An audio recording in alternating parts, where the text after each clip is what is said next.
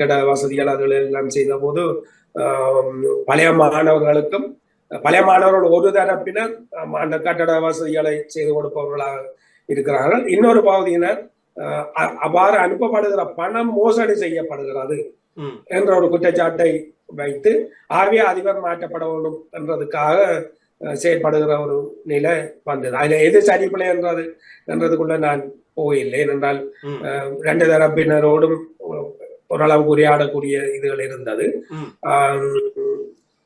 அந்த அவர்களுக்குள்ளேயே இருக்கக்கூடிய அந்த முரண்பாடு குறைஞ்சபட்சம் இங்கே அந்த ஊழலை தடுக்கிறதுக்கு கொண்டு போய் விடலாம். என்றால் இது கண்காணிக்கப்படுகிறது.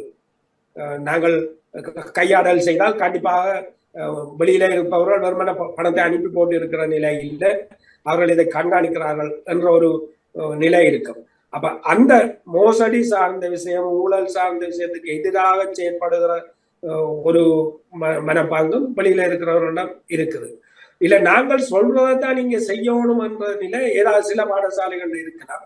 நான் அறிந்த வரையில பல பாடசாலைகள்ல அப்படி அந்த குற்றச்சாட்டை நான் சந்திக்க இல்லை. எந்த ஒரு பாடசாலை நான் அறிந்த பாடசாலைகளுக்குள்ள அந்த குற்றச்சாட்டு வரை இல்லை.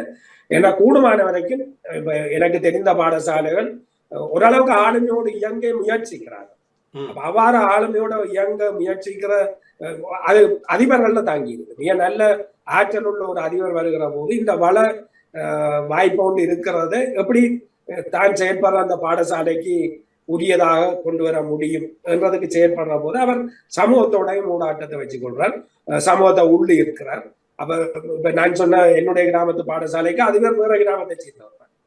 ஆனால் அவர் எங்களை பழைய மாணவர்கள் வகையில எங்களை வர வச்சு எங்களுடைய முறையாடி அந்த வெளிநாட்டு நண்பர்களுடைய பண உதவியை பெற்று இப்ப நாங்கள் ஆலோசனையைத்தான் சொல்ல முடியும். எங்கள்ட்ட அந்த அளவுக்கு பண வசதிகள் இல்லாமல் இருக்குது. ஆனால் வெளிநாட்டு பழைய மாணவர்கள் பண உதவியையும் செய்கிறார்கள்.